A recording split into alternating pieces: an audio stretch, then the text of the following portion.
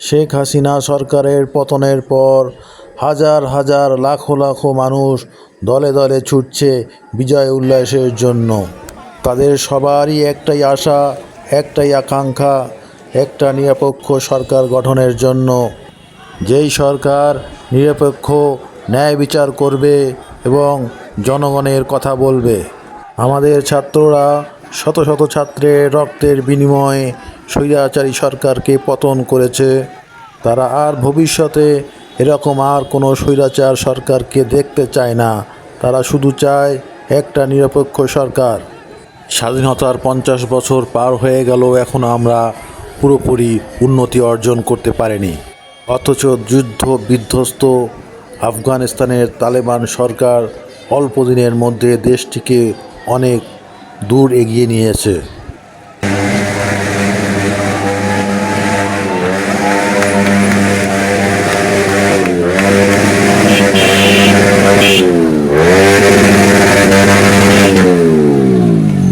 দলমত নির্বিশেষে সকলকে সকল প্রকার ষড়যন্ত্র হানাহানি ভুলে যেতে হবে।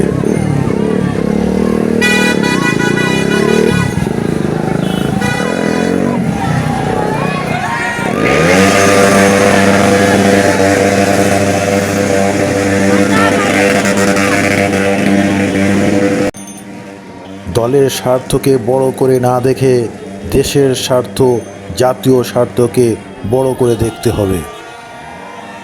দেশের জন্য দলে যোগ দিতে হবে, আবার দেশের জন্য দল থেকে পদত্যাগ করতে হবে। একবার ক্ষমতায় গেলে ক্ষমতা ছাড়তে না চাওয়া, ক্ষমতায় টিকে থাকার জন্য ক্ষমতার অপব্যবহার না করা। দেশের বিচার বিভাগকে স্বাধীন করে দিতে হবে। দেশে আইনের শাসন প্রতিষ্ঠা করতে হবে। দুর্নীতি করে কেউ যেন পার না পায়, জনগণের সম্পত্তি কেউ লুটপাট যেন করতে না পারে, সেই জন্য দেশের নীতি নির্ধারককে সুষ্ঠু ব্যবস্থা গ্রহণ করতে হবে।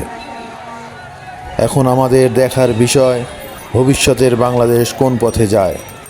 ছাত্র, শিক্ষক, নারী, পুরুষ সকল পেশার লোকেরা এই বিজয় উল্লাসে অংশগ্রহণ করেছে।